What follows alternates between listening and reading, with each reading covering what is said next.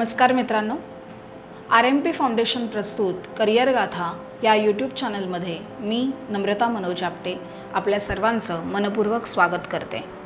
मित्रांनो, आपल्या या यूट्यूब चॅनलमध्ये आपण नेहमीच वेगवेगळ्या क्षेत्रांचा अतिशय बारकाईने आढावा घेत असतो, विविध क्षेत्रांची माहिती करून घेत असतो. आजसुद्धा अशाच एका तुमच्या आमच्या सर्वांच्या परिचयाच्या एका वैद्यकीय क्षेत्राची आपण इथे माहिती करून घेणार आहोत. मित्रांनो, आता हे क्षेत्र म्हणजे नेमकं काय, या क्षेत्रातील करिअरच्या संधी कोणत्या आणि त्या संधींचा आपण आपलं करिअर घडवण्यासाठी कसा फायदा करून घेऊ शकतो, याबद्दल आज आपण अधिक माहिती जाणून घेणार आहोत. आणि या सगळ्यासाठी आपल्याला मार्गदर्शक म्हणून लाभलेले आहेत डॉक्टर निखिल नारायण परांजपे. नमस्कार सर. नमस्कार. मित्रांनो, डॉक्टरांचा या क्षेत्रातील अनुभव अतिशय दांडगा आहे, तर त्यांच्या अनुभवाची गाथा आणि जीवनप्रवासाची कथा जाणून घेण्यासाठी हा भाग तुम्ही पूर्ण पाहाल अशी आम्हाला खात्री आहे. नमस्कार सर. नमस्कार. सर, आम्हाला तुमच्या कार्यक्षेत्राबद्दल जाणून घ्यायला आवडेल की हे क्षेत्र म्हणजे नेमकं काय आहे, याच्याबद्दल आम्हाला जाणायचं. ठीक आहे. जसं की आत्ता ओळख करून देताना तुम्ही सांगितलं, मी डॉक्टर निखिल नारायण परांजपे. मी आता वैद्यकीय क्षेत्रामध्ये काम करतोय. ओके. आत्ता जे आहे आपण हे प्राथमिक आरोग्य केंद्र म्हणजे गव्हर्नमेंट इन्स्टिट्यूट आहे ही, आणि इथे गेली 5 वर्ष मी वैद्यकीय अधिकारी म्हणून काम करतोय. अच्छा. तसं वैद्यकीय क्षेत्र किंवा डॉक्टर ही संकल्पना जर आपण बघितली तर अगदी लहान मुलांपासून आपल्या सर्वांना माहिती आहे की काही किरकोळ आजारपण असेल की डॉक्टर गोळ्या घेणं, इंजेक्शन, सलाईन हे जे आहे आपण बघतो. पण त्याचं तुम्ही जसं म्हटलं की सखोल माहिती किंवा त्यामध्ये असलेल्या संधी यावर आपण आता चर्चा करूच. पण इथे सरकारी सेवेत काम करत असताना आमचा प्रथम दृष्टिकोन हा असतो, वैद्यकीय सेवा जी आहे ना किंवा वैद्यकीय क्षेत्र हे बेसिकली आपण 2 कॅटेगरीमध्ये आहे असं म्हणू शकतो. एक असतं प्रिव्हेंटिव्ह, ओके, म्हणजे प्रतिबंधात्मक, आणि क्युरेटिव्ह म्हणजे उपचारात्मक. आम्ही गव्हर्नमेंट सेक्टरमध्ये काम करत असताना आमचा जास्त प्रयत्न हा असतो प्रिव्हेंटिव्हकडे लक्ष द्यावं. बरोबर. म्हणून जसं आपण आत्ता नुकतंच बघितलं की आपण कोरोनाचे प्रतिबंधात्मक लसीकरण सत्र सर्वत्र आयोजित केली होती, तर हा एक प्रिव्हेंटिव्हचा भाग आहे. पण अजून तरी आपल्याकडे समाजात जर बघितलं तर डॉक्टर म्हणजे फक्त औषधोपचार अशीच एक संकल्पना आहे की फक्त काहीतरी आपल्याला व्याधी झाली किंवा वेदना व्हायला लागल्या की जायचं, त्याची औषधं घ्यायची. पण हे एवढ्यापुरतं मर्यादित नाहीये. विशेषतः गव्हर्नमेंट सेक्टर जसं मी म्हटलं तसं, तर आम्ही प्रतिबंधावर जास्त भर देतो. म्हणजे या क्षेत्रात तुम्हाला डॉक्टरची गरज लागूच नाही त्याच्यासाठी. अगदी बरोबर. त्याच्यासाठी उपाय. अगदी बरोबर. म्हणजे डॉक्टरची गरज लागूच नाही म्हणजे आपण डॉक्टरच्या पोटावर पाय आणायचं असं नाही. ऑफकोर्स आपण प्रिव्हेंट म्हणजे लोक आजारी पडू नयेत यासाठी सुद्धा त्यांना जे मार्गदर्शन करणं आवश्यक आहे. मला वाटतं ते आम्ही जसं करतोय तसं आमचे खाजगी व्यावसायिक सुद्धा करतच असतात. काय खावा, काय खाऊ नका, पथ्यापथ्य हा त्याचाच भाग आहे. तर अशा पद्धतीनं लोक सुदृढ राहावेत, निरोगी राहावेत आणि त्यांची जी एनर्जी आणि पैसा आहे तो या अशा गोष्टींमध्ये व्यर्थ न जाता त्यांनी ती एनर्जी कुठेतरी पॉझिटिव्ह कामासाठी वापरावी, यासाठी आम्ही जास्त काम करतोय. तर मी इथे वैद्यकीय अधिकारी, प्राथमिक आरोग्य केंद्र म्हणजे ह्याचं असं स्ट्रक्चर असतं की इथे 2 वैद्यकीय अधिकारी असतात. आता जसं की आपण मगाशी भेटलात, मी आणि आमच्या इथे एक डॉक्टर राधानिरंजन गोखले असे आम्ही 2 वैद्यकीय अधिकारी इथे 24 तास सेवा देतो. इथे सर्व प्रकारच्या प्राथमिक आरोग्य केंद्र असं जरी म्हटलेलं असलं तरी आपण ग्रामीण भागात आहोत. आपण बघितलंय की इथे आरोग्य व्यवस्थांची म्हणावी तशी उपलब्धी नाहीये. बरोबर. त्यामुळे इथे अगदी साध्या छोट्या आजारपणापासून ते मेजर ॲक्सिडेंट्स असतील, सर्पदंश, विंचूदंश, श्वानदंश अशा गोष्टी असतील, प्रसूती असेल, लहान मुलांचे आजार, त्यांची लसीकरणं, अशा सर्व प्रकारच्या सेवा, म्हणजे छोट्या व्याधींपासून ते मोठ्या ऑपरेशन्स पर्यंतचा सगळा बेस प्रथम इथेच आहे. प्रथमोपचार इथेच आपण इथे करतो. आणि यानंतर आपलं जे टर्शरी सेंटर आहे म्हणजे जिल्हा रुग्णालय असतं, तिथे आपण त्या पेशंटना संदर्भित करतो. तर असं आपलं इथलं वर्किंग आहे. सर, हे क्षेत्र तुम्ही कसं निवडलं, म्हणजे कसे वळलात या क्षेत्राकडे?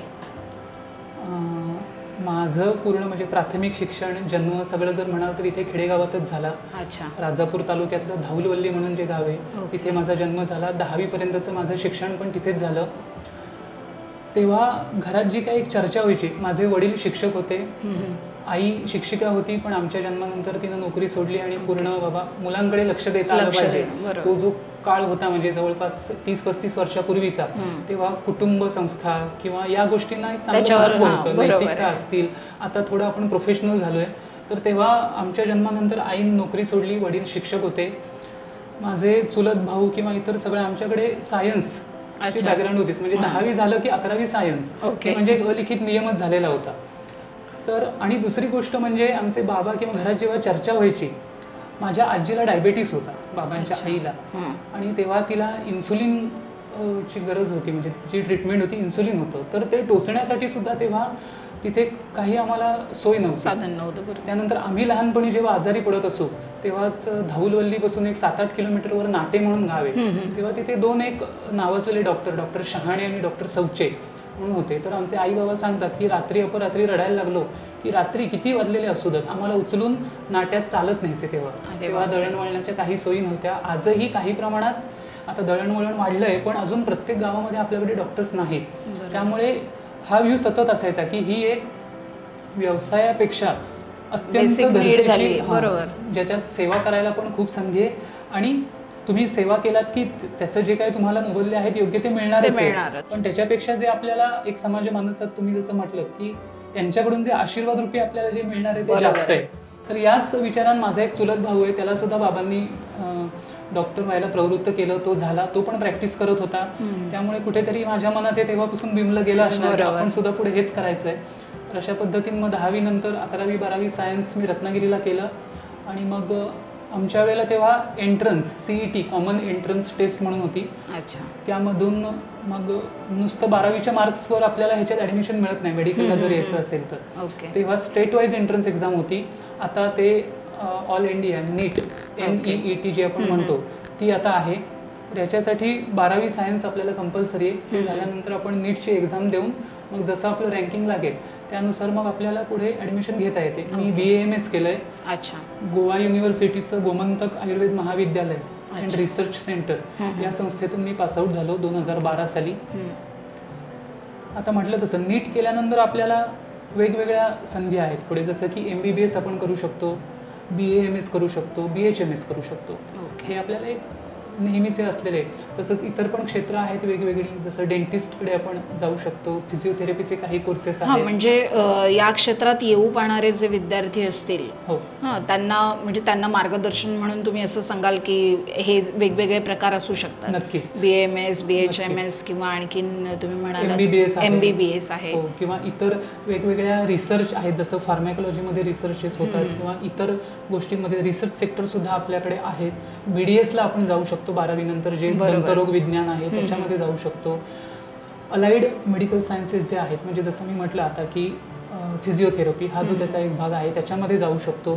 त्यानंतर आपल्याला वेगवेगळे टेक्निशियन जे आपण बघतो, ECG टेक्निशियन असतील, डायलिसिस टेक्निशियन असतील, अशा प्रकारच्या सुद्धा म्हणजे मेडिकलला सपोर्टिव्ह असलेली अशी खूप क्षेत्र आहेत. फक्त एक डॉक्टर असं आपण एक त्याला जरी कॉमन संज्ञा वापरत असलो तरी म्हणजे फक्त मेडिकलला आपल्याला नीटमधून प्रवेश नाही मिळाला म्हणजे सगळं करिअर संपलं असं नाही. बरोबर. खूप असे आपल्याला त्याला ऑप्शन्स. म्हणजे ऍक्च्युली आताच्या जनरेशनला हे ठाऊकच नसतं की म्हणजे डॉक्टर म्हटल्याच्या नंतर फक्त एक मेडिकलचं सर्टिफिकेट आपल्याकडे असणं हे नेसेसरी नाही आहे, तर त्याच्याबरोबर खूप सारी वेगवेगळी फील्ड्स त्याला कनेक्टेड असू शकतात. ओके सर, आणखीन थोडं सविस्तर स्वरूपात सांगा ना, म्हणजे साधारण 10वीच्या नंतर मुलांनी काय करायला पाहिजे? हे 10वी नंतर सुरू होतं की आता 12वी नंतर आहे नीट आणि हे जे एक्झाम आहे? 10वी पर्यंतचं आपलं शिक्षण म्हणजे पायाभूत जे आहे, सध्याची जे शिक्षण धोरण आहे त्यानुसार, तर ते आपल्याला करून 11वी-12वी म्हणजे 12वी सायन्स हे याचं बेसिक रिक्वायरमेंट आहे. ओके. ती जी नीट जी आपल्याला द्यायची आहे, national eligibility cum entrance test, ती जर द्यायची असेल तर आपल्याला 12वी सायन्स हे त्याचं बेसिक रिक्वायरमेंट आहे. मग आपण नीटला अपियर होतो. ऑल इंडिया लेवलची टेस्ट असते ती. त्याच्या मग वेगवेगळ्या टप्प्यांमध्ये आपले गुणवत्ता याद्या लागत जातात आणि आपला जसा नंबर येईल त्यानुसार मग आपल्याला कॉलेजेस, मग MBBSला जर आपल्याला नाही मिळाली तर आपल्याला BAMSला मिळू शकतं. त्याच्यामध्ये पुन्हा आपलं जे सगळीकडे आहे तसं म्हणजे काही रिझर्वेशन्स असतील किंवा त्यानुसार आपले ॲडमिशन प्रोसिजर होते. पण ज्यांना कुणाला आता मनातून अशी इच्छा असेल की आपल्याला मेडिकल म्हणजे डॉक्टर म्हणून व्हायचं आहे तर त्यांनी सायन्सला ॲडमिशन घेणं आणि 11वी-12वी पासूनच थोडं नीट डोळ्यासमोर ठेवून जर त्यांनी अभ्यास केला तर ते जास्त कारण आता बेनिफिशियल. 12वीला तुम्हाला अगदी कितीही मार्क्स असतील पण त्या नीट एक्झामला जर तुम्ही तेवढं कव्हर नाही केलं तर नुसत्या 12वीच्या मार्क्सचा काही उपयोग नाही. सर साधारण सब्जेक्ट्स कोणत्या सब्जेक्ट्सवरती तेव्हा भर दिला पाहिजे? जसं की तुम्ही म्हणालात सायन्समध्ये त्यांनी करायला पाहिजे.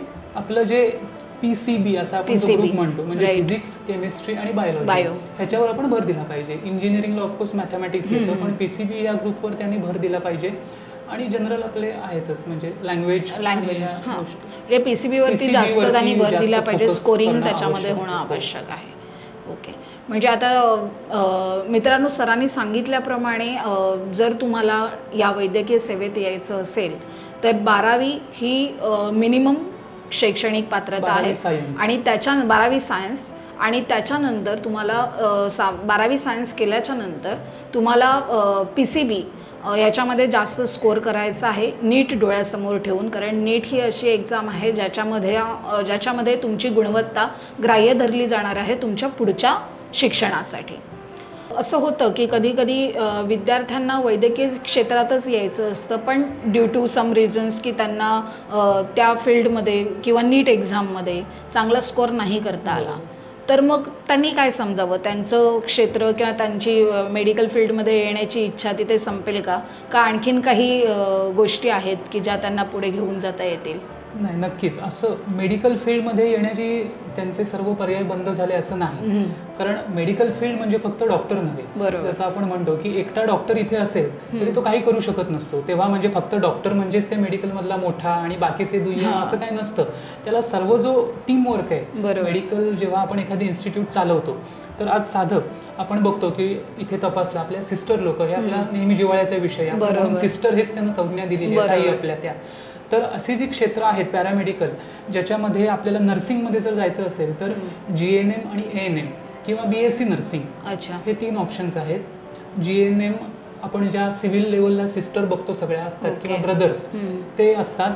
ANM म्हणजे ऑक्झिलरी नर्सिंग मिडवाईफ की ज्या आमच्या PHC किंवा अदर जो GNMच्या पेक्षा सबऑर्डिनेट असलेला थोडा आहे. त्यानंतर BSc नर्सिंग आपण करू शकतो. तर हे झाले नर्सिंगमध्ये. वैद्यकीय व्यवसायातच हे म्हणजे त्यालाच हे सहाय्यभूत आहेत. त्यानंतर आपण आता बरेच वेळा बघतो की आपल्याला एखादा आजारपण झालं की डॉक्टर काही टेस्ट लिहून देतात, एक्सरे सांगतात. तर हे करणारे जी माणसं आहेत, लॅब टेक्निशियन्स म्हणजे ते CMLT असतील, DMLT असतील म्हणजे डिप्लोमा इन मेडिकल टेक्निक्स, हे कोर्सेस आहेत आपल्याला. एक्सरे टेक्निशियन म्हणून आपण काम करू शकतो, ECG टेक्निशियन म्हणून आपण काम करू शकतो. तसंच जर काही लोकांना माहिती असेल की डायलिसिस, हल्ली आपण हा शब्द बरेच वेळ वापरतो, ज्यांच्या किडनी चांगल्या काम करत नाहीत त्यांना आठवड्यातून 15 दिवसात, महिन्यातून रक्तशुद्धीसाठी डायलिसिस हे करावं लागतं. तर हे करणारे जे टेक्निशियन आहेत तर ते आपल्याकडे आहे. तसंच आत्ताचं जर आपण काही वर्षापासून बघत असू बदलता एक ट्रेंड आणि म्हणजे योगा किंवा खाण्यापिण्याला महत्त्व, म्हणजे थोडंसं ग्लोबली आपण ते आता करतोय की हे भारताचं थोडंसं आपण जगाला देण देतोय ती. तर योगा ट्रेनर हे आता अत्यंत त्याला स्कोप आहे पुढे आणि हे दिवसेंदिवस वाढतच जाणार आहे. कारण आत्ताची बदलती जीवनशैली, आपण जे काय खातोय त्यानं आजारपणही वाढणारच आहे. बरोबर. तर तेव्हा मगाशीच आपण सुरुवातीला म्हटलं प्रिव्हेंटिव्ह आस्पेक्ट डोळ्यासमोर ठेवून डायटिशियन आणि योगा ट्रेनर हे पुढे प्रत्येक ठिकाणी ह्याची गरज पडणार आहे. फक्त इन्स्टिट्यूटमध्येच नव्हे तर वेगवेगळ्या गावागाव लेवलला सुद्धा हे असे त्याला आपल्याला मार्गदर्शन भविष्यात करावं लागेल. कारण आज आम्ही इथे गव्हर्नमेंटमध्ये एक मोठा प्रोग्राम चालवतो, NCD, नॉन कम्युनिकेबल डिसीजेस, म्हणजे असंसर्गजन्य रोग. थोडक्यात कोविड आपण बघितला, कोविड सारखे इतर तापसरी असेल ज्याला आपण साथीचे आजार म्हणतो, जो एकापासून दुसऱ्याला होतो तो संसर्गजन्य. पण असंसर्गजन्य म्हणजे तो एकापासून दुसऱ्याला होत नाही, तर त्याची कारणं वेगळी. जसं की डायबिटीस हा काय मला आहे म्हणून मी बोलतोय, शिंकलो म्हणून पुढच्याला होणार. तर असं हायपर टेन्शन म्हणजे उच्च रक्तदाब, डायबिटीस, मधुमेह, वेगवेगळ्या प्रकारचे कॅन्सर, पॅरालिसिस, हे इतक्या झपाट्यानं वाढत चाललंय. आज आम्ही जेव्हा गाव लेवलला सर्व्हे करतो असं एकही घर आम्हाला मिळत नाही की ज्याच्यात प्रेशर, डायबिटीस किंवा कॅन्सरचा पेशंट नाही आहे. आणि हे वाढतच जाणार आहे भविष्यात. तर हे थांबवण्यासाठी आपल्याला काय करावं लागणार आहे तर प्रिव्हेंटिव्ह आस्पेक्ट डोळ्यासमोर ठेवून लोकांनी काय खायला हवं, काय प्यायला नको. पथ्य म्हटलं की आपल्या डोळ्यासमोर एक असं येतं की डॉक्टर आता हे खाऊ नको, हे खाऊ नको. हे तर पथ्य म्हणजे हे एवढं असं म्हणजे लिमिटेड कन्सेप्ट नाही येतो. तुम्ही काय खावा कधी खावा, कोणती कॉम्बिनेशन्स चालतील, बरोबर. हाच टॉपिक येतो मोठा. तर हे सुद्धा सगळं असं आहे. तर हे सगळं भविष्यात लोकांपर्यंत पोचवणं आणि त्यासाठी त्यात चांगला अभ्यास केलेली माणसं असणं ही खूप गरज आहे. बरोबर. त्याला व्यावसायिकदृष्ट्या पण खूप मोठा स्कोप आहे, पण आपल्याला एक सेवा केल्याचं त्याच्यातून समाधान पण मिळेल. तर अशा प्रकारची सुद्धा allied sciences, allied medical sciences ज्याला म्हणू शकतो, ती आपल्याकडे नक्कीच उपलब्ध आहेत. म्हणजे मित्रांनो, तुम्ही पाहिलं सरांनी आपल्याला सांगितलंय की जर तुम्हाला सपोज NET नीटमध्ये तुम्हाला स्कोअर नाही करता आला किंवा बाय चान्स कोणत्या कारणाने तुमचा NETमध्ये स्कोअर नाही झाला, तर निराश होण्याचं काही कारण नाही आहे. त्याच्यासाठी तुम्हाला इतरही गोष्टी आहेत, इतरही पॅरामेडिकल सर्व्हिसेस आहेत जिथे तुम्हाला तुमचं नॉलेज वापरता येईल किंवा तुम्हाला याच क्षेत्राशी कनेक्टेड राहायचं असेल तर अशा बऱ्याचशा गोष्टी आहेत ज्याच्यामध्ये तुम्ही करिअर करू शकता. अशी अनेक क्षेत्र आहेत की ज्याच्यामध्ये तुम्हाला तुमचं करिअर फोकस करता येईल. जसं की सरांनी सांगितलं की नर्सिंग आहे, तुम्हाला BDSसाठी जाता येईल, लॅब टेक्निशियन आहे, लाईक ECGचे सेंटर्स असतात किंवा आपण एक्सरेचे सेंटर्स असतात, तर तिथेही वेगवेगळे टेक्निशियन्स लागतात. त्याच्यामध्ये सुद्धा करिअरच्या विविध संधी उपलब्ध आहेत. तर ह्या सगळ्या गोष्टीची नोंद तुम्ही नक्की घ्यायची आहे. सर, आत्तापर्यंतच्या जी तपशीलवार माहिती तुम्ही सांगितली त्याच्यामध्ये तुम्ही वारंवार उल्लेख केला आहे की पेशंट्सना खरं तर डॉक्टरची गरज लागू नये, यासाठी पेशंट्सनी काय करावं आणि काय करू नये याच्याबद्दल आपण बोललात थोडंफार. तर मला सांगा ना की म्हणजे जर खरोखरच अशी वेळ यावी की पेशंटला डॉक्टरची तेवढीशी गरज, तातडीची जी गरज म्हणतो आपण, ती लागू नये, तर तुम्ही आरोग्यासाठी काय सल्ला द्याल की सगळ्यांना निरोगी स्वास्थ्य लाभावं यासाठी काय सल्ला द्याल?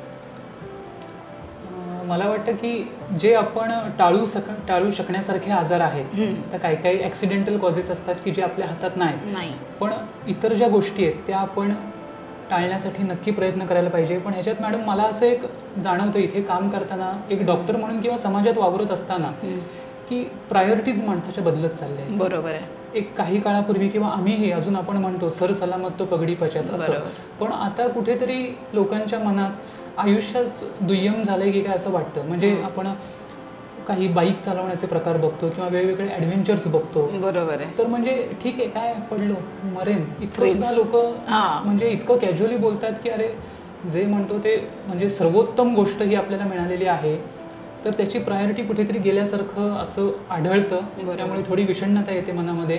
पण तरीसुद्धा ज्यांना अजूनही आयुष्याबद्दल म्हणजे आपल्या काय म्हणतो किंमत आपल्याला त्याची आहे जाणीव की आपल्याला एक अनमोल अशी देणगी मिळाली, त्यांच्यासाठी आपल्याला पूर्वापर आपण एक आजीबाईचा बटवा म्हणतो किंवा अशा काही संकल्पना आहेत. आपली आजी किंवा आजोबा ह्यांची पिढी जे वागत होती ते जर आपण वागलो तर आपण बऱ्यापैकी फिट राहू असं मला वाटतं. वेगवेगळे आज मोठे मोठे प्रथितयश जे डायटिशियन असतील किंवा जे मोठ्या मोठ्या सेलिब्रिटीजना सल्ला देतात, त्यातसुद्धा मी कुठेतरी एका व्हिडिओमध्ये ऐकलं होतं, काय खावं आणि काय पिऊ नये. तुमची आजी खात होती ते सगळं खावं, असं त्याने एका वाक्यात सांगितलेलं. तर आयुर्वेदामध्ये जर बघितलं तर एक स्वस्थ वृत्त म्हणजे स्वस्थ म्हणजे थोडक्यात हेल्थ बिंग.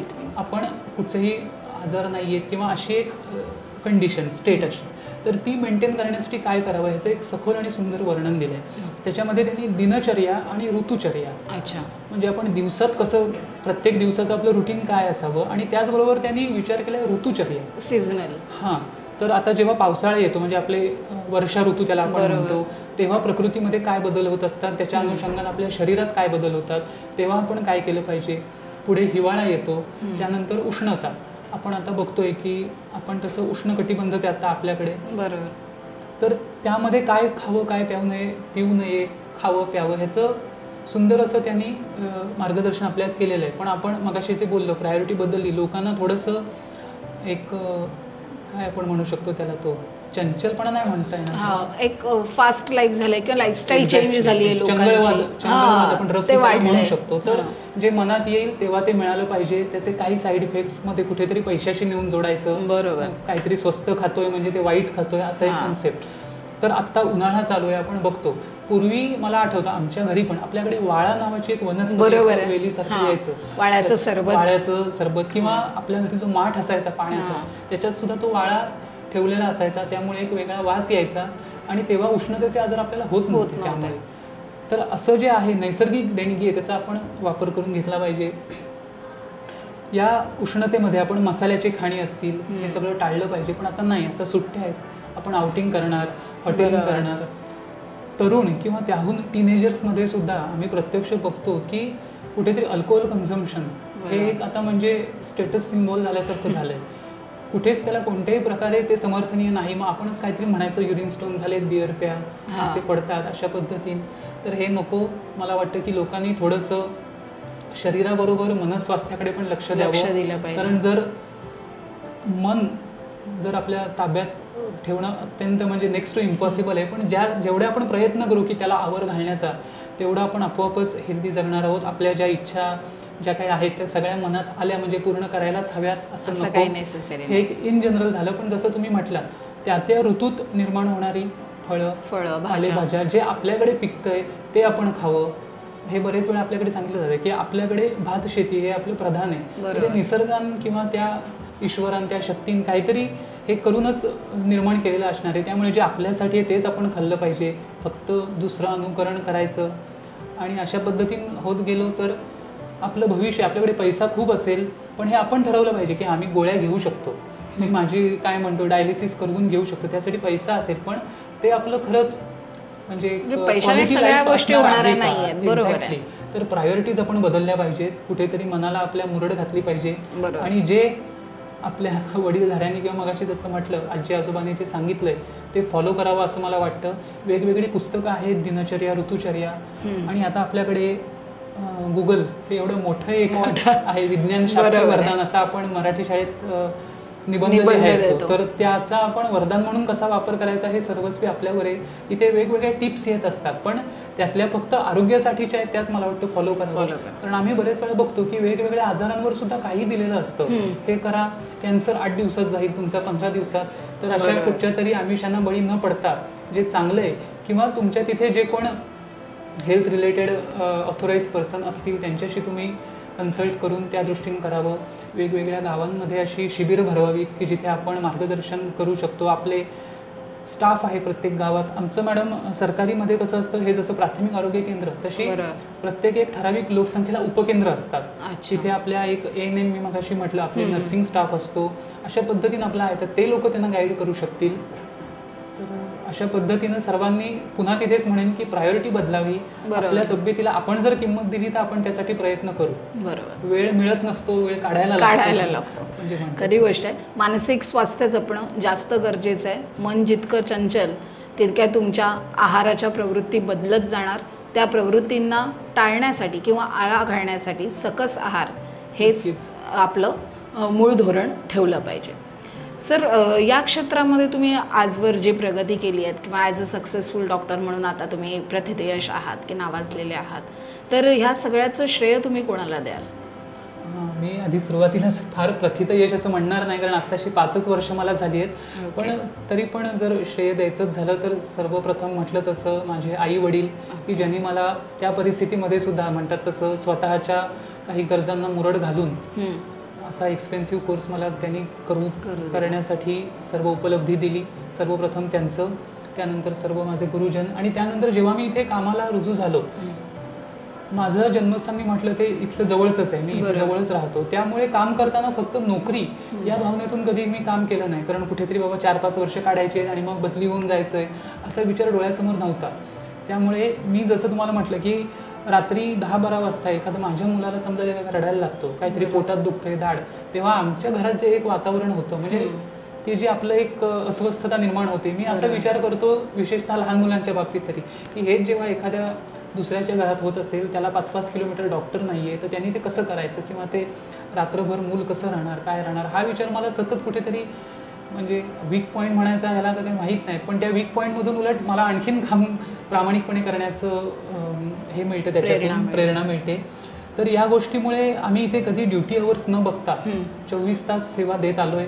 त्यामुळे लोकांनी जे भरभरून प्रेम दिलं, आमचे अधिकारी वर्ग असतील, लोकल सगळे स्थानिक पदाधिकारी असतील, त्यांचा जो नेहमी सहकार्य लाभलं आणि सगळ्यात मुख्य म्हटलं तसं लोक म्हणजे रुग्ण. कारण आम्ही रुग्णसेवा करतोय आणि मग त्याला लोक म्हणतात रुग्णसेवा हीच ईश्वर सेवा, नोबेल प्रोफेशन, पण ते आपण तसं वागलं तर आहे. तर त्यामुळे जर काही थोडंसं ह्याच्यामध्ये यश असेल तर मी त्याचं हे क्रेडिट या सर्वांना देईन, प्राधान्याने त्या रुग्णांनाच देईन की त्यांनी आमच्यावर विश्वास दाखवला आणि इथे ही आमच्याकडून ती खरोखरच सेवा घेत आहे. प्रशंसनीय बाब आहे. पण सर, कारण कसं आहे की प्रत्येक क्षेत्रामध्ये असं नाही की आता आम्ही तुम्हाला प्रतिथयश म्हणतो कारण आम्ही 4 लोकांच्या तोंडी ती गोष्ट ऐकतो म्हणून आम्ही तुम्हाला असं म्हणतो. पण तुम्ही जे म्हणताय ना की रुग्णसेवा हीच ईश्वर सेवा, किंवा तुम्हाला जेव्हा एखाद्या पेशंटमध्ये तुमचं बालपण आठवतं की मी लहान असताना किंवा आपल्या घरामध्ये असं वातावरण असायचं, एखादा जर कोणी आजारी पडला आणि त्या गोष्टीला लक्षात ठेवून तुम्ही जो इमोशनल टच दिला आहे या प्रोफेशनला, ती गोष्ट खरोखरच वाखाणण्याजोगी आहे. त्याबद्दल खरोखरच धन्यवाद. मित्रांनो, सरांनी आज आपल्याला खरोखरच अतिशय उत्कृष्ट मार्गदर्शन केलेलं आहे. त्याबद्दल सर खरोखरच धन्यवाद. करिअर गाथातर्फे मी खरोखरच तुमचे आभार मानेन की तुम्ही तुमचा बहुमूल्य वेळ देऊन आम्हाला हे मुलाचं मार्गदर्शन केलं. मित्रांनो, आज आपण अशाच एका वेगळ्या वैद्यकीय क्षेत्रामध्ये नावाजलेल्या डॉक्टर निखिल परांजपे यांची अनुभवगाथा ऐकली. असाच आणखी एक एपिसोड घेऊन, आणखी एक भाग घेऊन आपण पुढच्या भागामध्ये नक्कीच भेटू. तिथपर्यंत रजा घेते. धन्यवाद.